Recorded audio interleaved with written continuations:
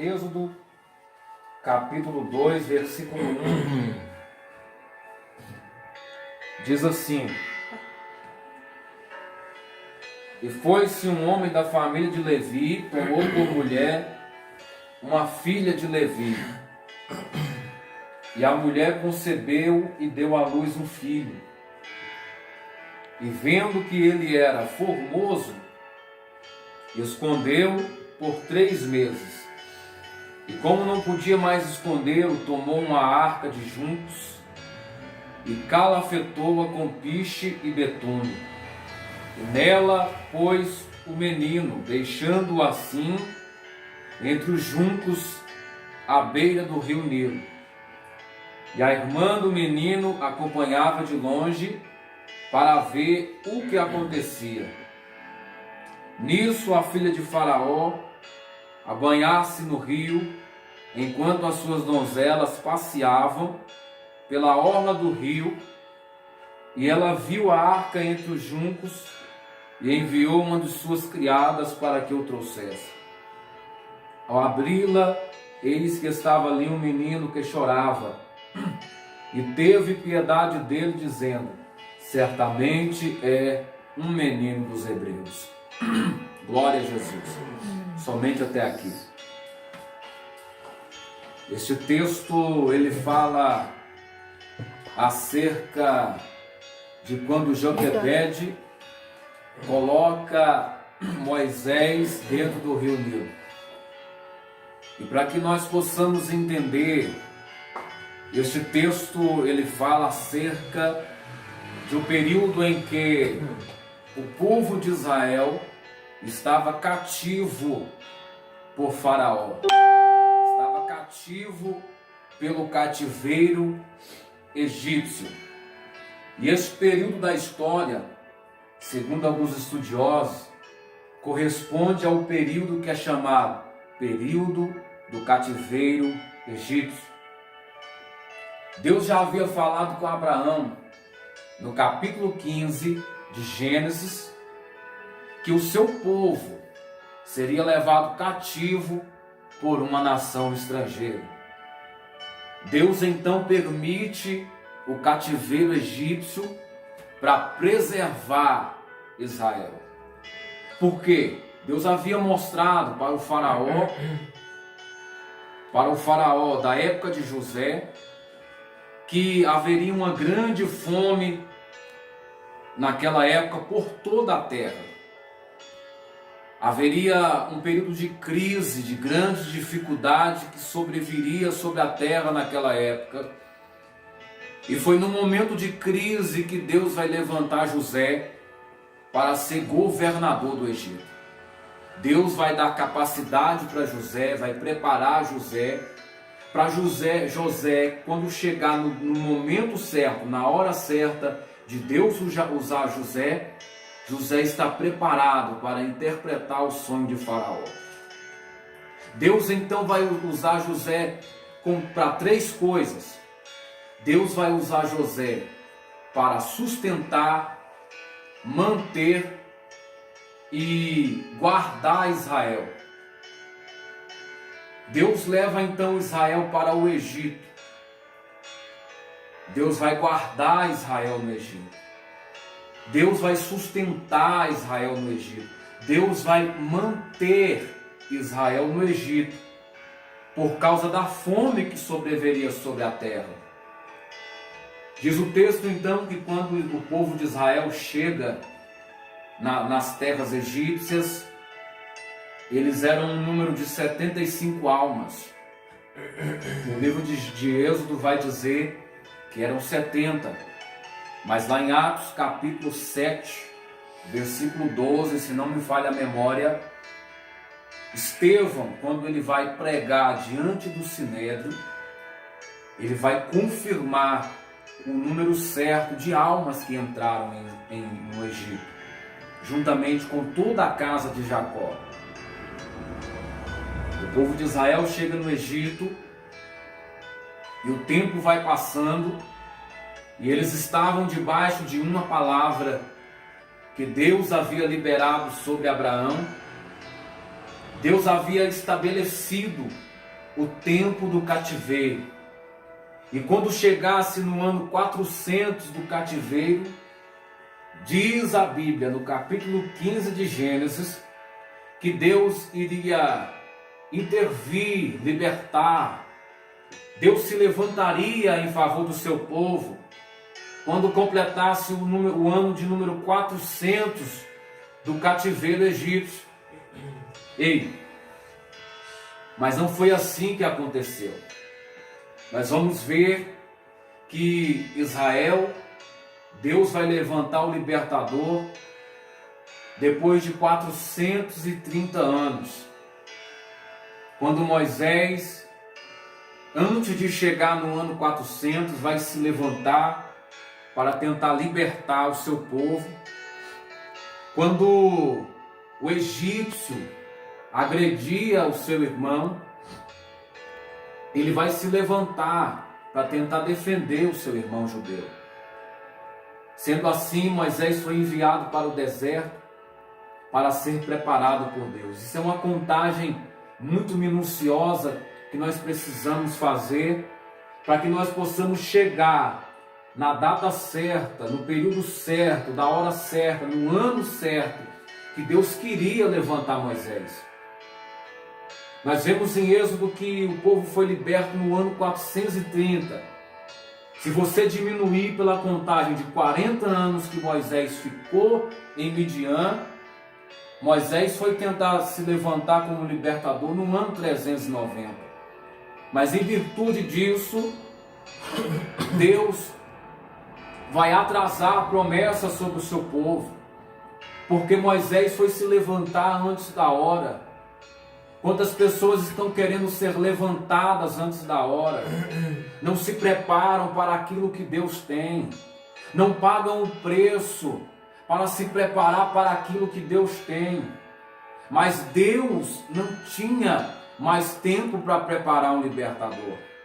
Moisés atrasou o projeto 40 anos.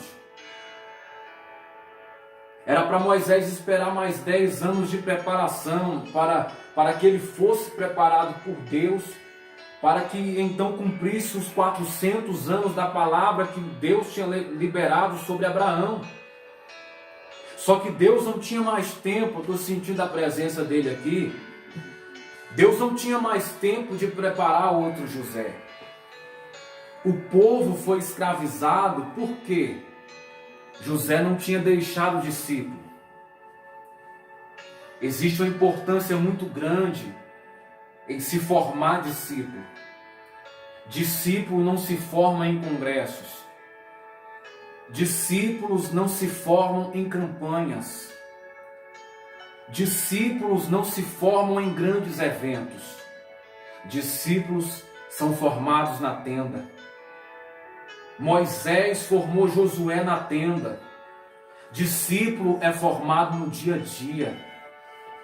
Discípulo se forma quando ele te conhece, quando ele tem aquela convivência com você. Foi por isso que quando os dois discípulos, André e João, depois que João Batista disse: "Eis aqui o Cordeiro de Deus", eles foram seguir Jesus. A primeira coisa que eles perguntaram para Jesus foi: "Mestre, aonde tu moras?" Porque discípulo se forma no cotidiano da sua vida, no seu testemunho. A primeira coisa que André e João quis conhecer foi a casa de Jesus. Porque a minha pregação ela tem que estar alinhada com a vida que eu vivo. Porque se a minha pregação não estiver alinhada com a minha maneira de viver, ela não vai ser uma pregação com autoridade. Sabe por que Jesus pregava com autoridade e as pessoas ficavam surpresas com a autoridade de Cristo? Porque Jesus pregava e vivia aquilo que ele pregava. Jesus falava de curas e curava os enfermos que iam até ele. Quando Jesus estava na sinagoga e disse: "O Espírito de Deus é sobre mim, porque ele me ungiu para evangelizar os cativos, para apregoar a liberdade aos cativos, evangelizar os pobres, curar os enfermos." Jesus pregava com autoridade porque ele pregava e ele fazia o que ele pregava. É assim que se forma discípulos. Discípulo se forma na tenda da oração. Moisés formou Josué na tenda, na intimidade. Um discípulo ele tem interesse em saber como você é na sua casa, quem é qual pai de família você é para a sua família. Discípulo se interessa nisso, irmão. É assim que se forma discípulo, mostrando quem você é, o pai de família que você é, o homem, o trabalhador que você é quando está lá no seu emprego. Discípulo se forma no dia a dia. Discípulo se forma na tenda. Discípulo quer estar presente quando a glória descer na tenda. Por isso que Josué, estou sentindo a presença dele aqui, estou com vontade de dar lugar. É por isso que Josué ficava na porta da tenda quando Moisés ia orar. Porque discípulo que é discípulo, ele também quer receber a presença de Deus junto com o mestre. Aquilo que o mestre recebe, o discípulo também quer receber. Aquilo que o mestre faz, o discípulo também quer fazer, e ainda coisas maiores. Foi assim que aconteceu com Elias e Eliseu, com Josué e Moisés, com Jesus e a igreja. Se você é discípulo de Cristo verdadeiro, tem uma palavra liberada sobre a sua vida. E Jesus disse que coisas maiores nós iríamos fazer. Havia uma necessidade de um libertador. O povo estava perecendo, sendo escravizado, porque havia uma necessidade de um grande líder sobre aquele povo. E o povo de Deus tem um grande defeito de desprezar os seus heróis. José não preparou um discípulo para o suceder, para ser seu sucessor. Em virtude disso, o povo de Deus esqueceu o seu herói, que era José, que era o herói daquela geração, e os egípcios o faraó começou a escravizar o povo. Porque o próprio povo de Israel fez com que o seu herói fosse esquecido. Esqueceram da obra que José fez. Esqueceram de como Deus usou José no Egito. E em virtude disso o faraó começou a escravizar o povo. O faraó começou a escravizar o povo de Deus. O povo tinha uma grande promessa, que era para crescer e multiplicar. Sobre o povo de Deus está uma grande unção, que ela é dividida em 4 aspectos. Deus deu para você unção de crescimento, de multiplicação, de frutificação e unção para você dominar. É isso que a presença do Espírito Santo traz para nós. O povo tinha promessa para crescer, para se multiplicar, para encher a terra, mas não tinha alguém para liderar. Não tinha alguém para estar à frente do povo. Aí Faraó começou a escravizar o povo de Israel. E diz a Bíblia que o povo de Deus crescia. E quando o povo crescia, o crescimento do povo de Deus começou a causar medo em Faraó. O medo de Faraó era que o povo começasse a gerar de tal maneira que ele se multiplicasse e os homens que as hebreias geravam se levantassem contra eles em batalha. Sabe por que Faraó tinha aquele medo? Porque segundo a história e em conformidade com a arqueologia, o Egito já teria sido vencido por outro povo. Se você digitar no Google aí, você vai ver. O Egito naquela época, antes do povo de Israel, de Deus, destruir o exército de Faraó no Mar Vermelho, outro exército já tinha destruído Faraó. já tinha vencido o povo do Egito. O nome desse povo são os Hicsos, com H, Hicsos. Os Hicsos já haviam derrotado o exército de Faraó em batalha. Então Faraó tinha medo, tinha temor de mais uma vez essa história se repetir e outro povo se levantar e destruir o seu exército.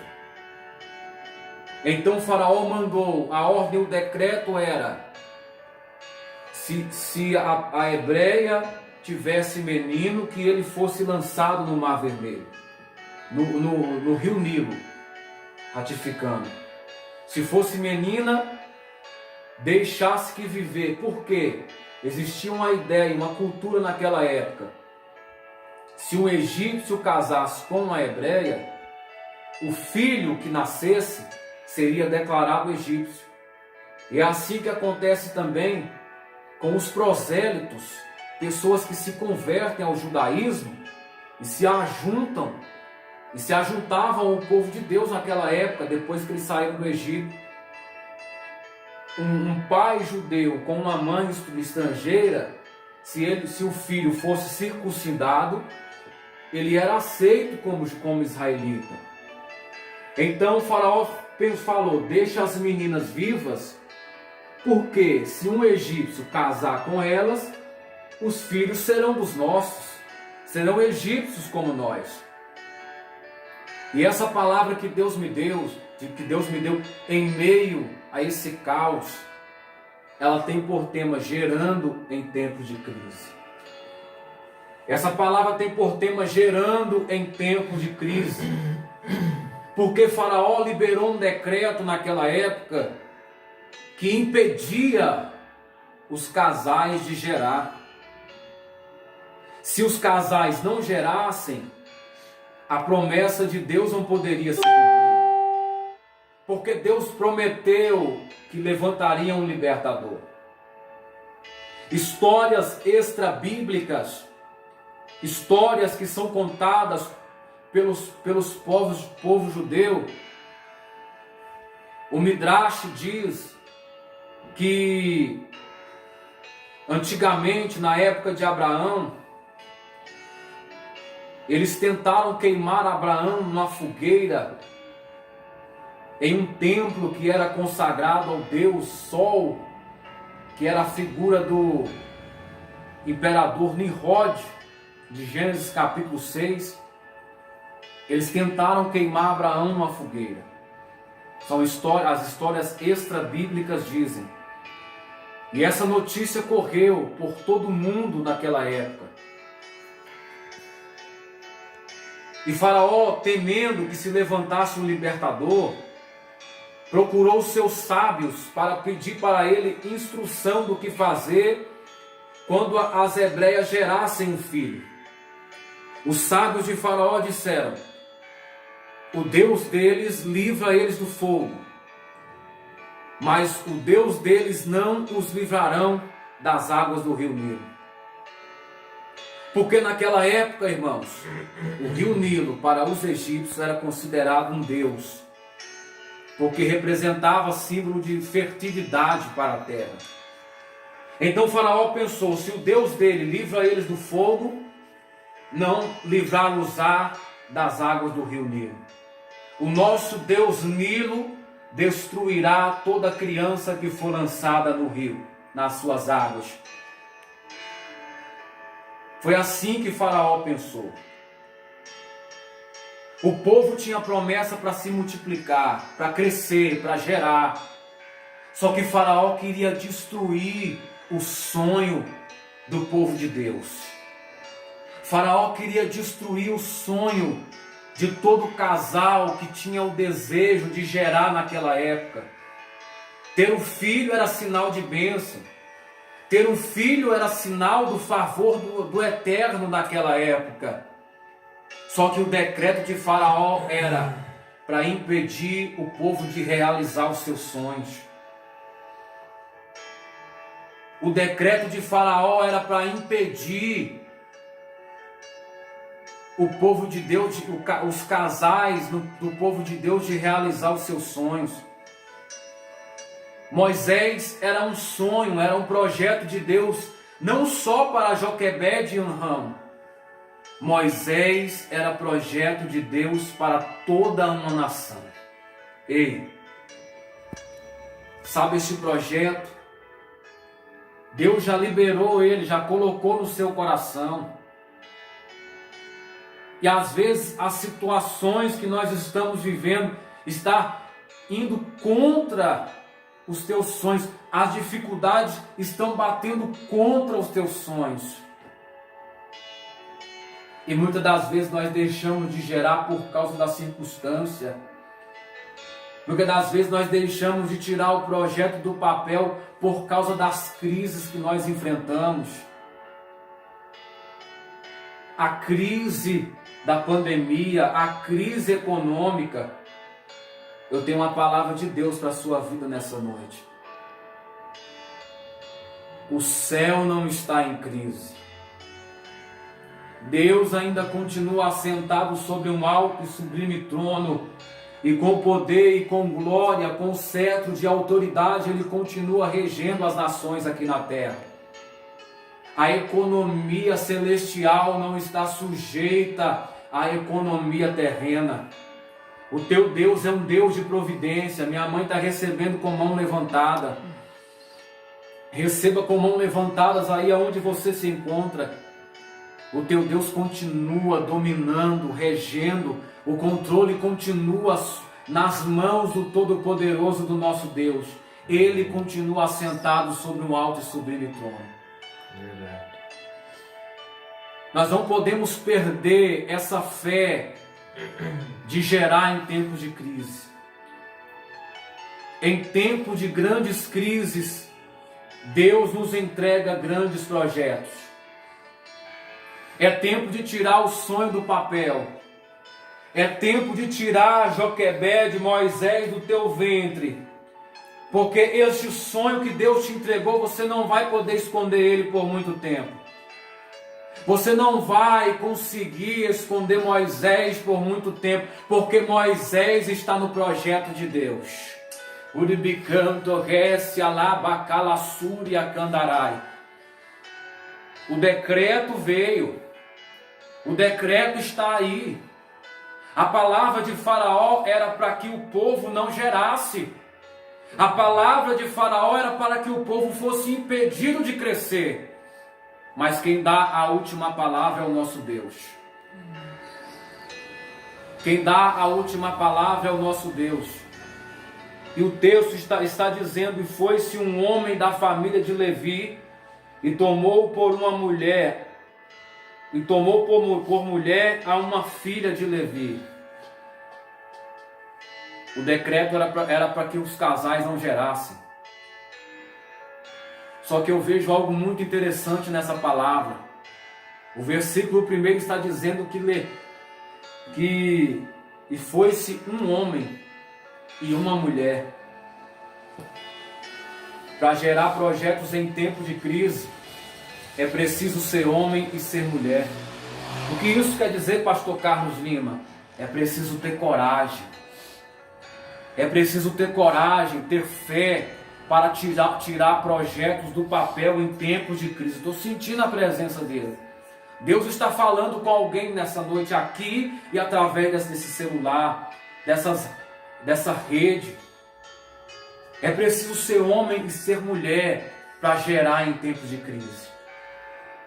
O que significa isso? É preciso ter coragem. É preciso ter coragem. Porque muitas das vezes, irmãos, quando Deus nos chama no princípio da obra de Deus na nossa vida, o que vai fazer a diferença e o que vai nos fazer destacar e crescer diante de Deus e diante dos homens será a nossa coragem. Sabe por que Deus chamou pescadores para a sua obra? Jesus chamou pescadores para a sua obra por causa da coragem dos pescadores. Muitas das vezes você vai se achar incapaz. Muitas das vezes você vai estar incapacitado de fazer. aquilo que Deus te chamou para fazer. Muitas das vezes, se nós olharmos para dentro de nós, fazermos uma análise introspectiva, nós vamos chegar à conclusão que nós não temos capacidade para receber o melhor de Deus. Mas o que vai fazer a diferença, porque quando Deus nos chama, nós não temos muitas coisas para oferecer para Ele. Quando Deus nos chama para a sua obra, para fazer um grande projeto, nós não temos muitas coisas para oferecer para Ele. Os nossos dons ainda estão escondidos, nós precisamos lapidá-los. A nossa natureza humana ainda precisa ser transformada na sua presença. Mas o que vai fazer a diferença será a coragem. Jesus chamou discípulos porque sabia da coragem, os pescadores, porque sabia da coragem que eles tinham para enfrentar as tempestades no mar da Galileia. Jesus te chamou porque sabe que você tem coragem. E tem que ter coragem, irmão. Tem que ter coragem para abrir mão do mundo. Tem que ter coragem para abrir mão do pecado. Tem que ter coragem para abrir mão de certas coisas que te atrapalham na presença de Deus. Servir a Jesus não é para covarde. Servir a Deus não é para covarde, é para corajoso. Sabe o que mais impede pessoas de seguir uma caminhada com Deus, um projeto maravilhoso de salvação? É o medo. O medo de como será o amanhã. O medo daquilo que o seu marido vai pensar. O medo daquilo que as pessoas vão pensar ao seu respeito. Ah, irmão, não preocupa com o teu amanhã, não. O amor de Deus lança fora todo medo. Deus está lançando, o amor de Deus vai lançar esse medo por terra. Não tenha medo daquilo que as pessoas vão pensar de você. Não tenha medo daquilo que a sua esposa vai pensar. Talvez você tenha uma esposa que ainda não está caminhando com você na presença de Deus. Não tenha medo, Deus está cuidando de tudo. Deus conhece o nosso futuro. O que mais impede pessoas do nosso tempo, na nossa época, na atualidade, hoje em dia, de viver um propósito maravilhoso com Deus é o medo. O medo nos faz viver o futuro sem ele ter acontecido ainda. Só que Deus está no nosso futuro, nos esperando e nos convidando para viver um futuro maravilhoso na presença dele. Aleluia. Deus está te convidando para lançar fora esse medo. Já está no teu futuro te esperando e te convidando para viver um propósito lindo, maravilhoso com Ele. Tem que ser homem e mulher para gerar. Porque, sabe por quê? A semente está dentro de você. Amém, mãe? Amém, pai? Amém, amém, minha amada esposa? A semente está dentro de nós. Quando Deus criou o mundo, Ele disse haja. Ele liberou a sua palavra para tudo.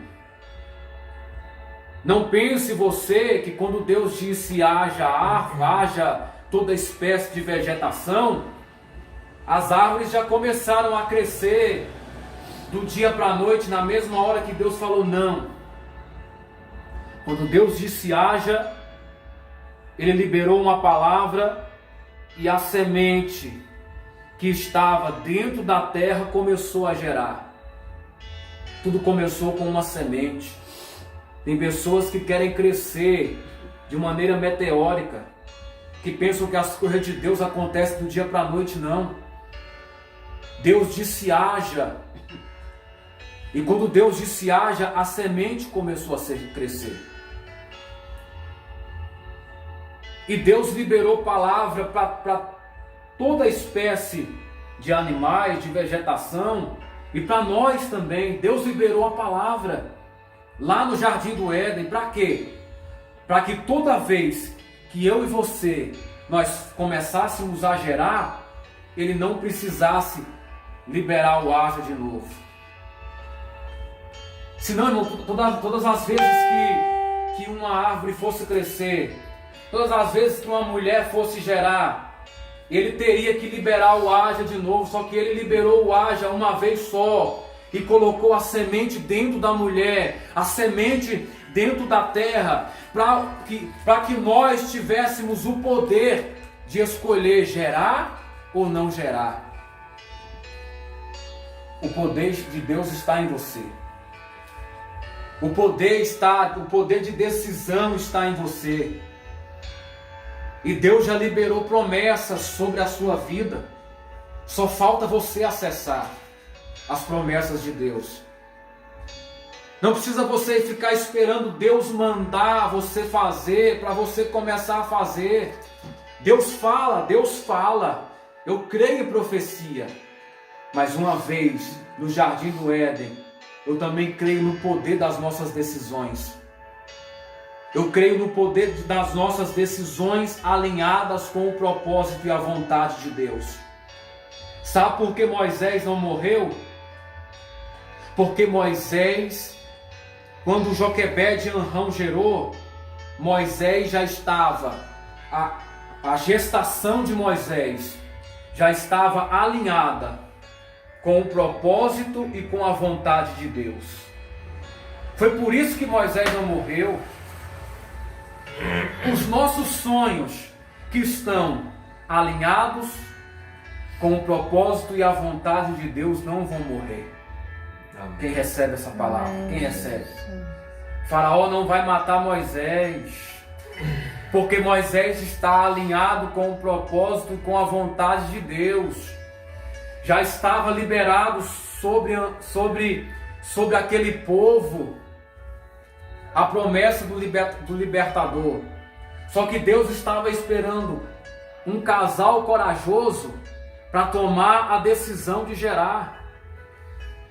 Eu continuo a ser enfático em dizer que as promessas de Deus já estão liberadas sobre você. Só basta você ter coragem para acessá-las. Seja em qual área que for, irmão. Se você é empresário, servo de Cristo, acredita na palavra, as promessas estão liberadas sobre você. Só basta você ter coragem para investir. Só basta você acreditar no poder da fé, no poder que Deus colocou em você de gerar. É em tempo de crises que o povo de Deus gera. E não foi diferente. A Bíblia diz que Faraó lançou Moisés dentro do rio.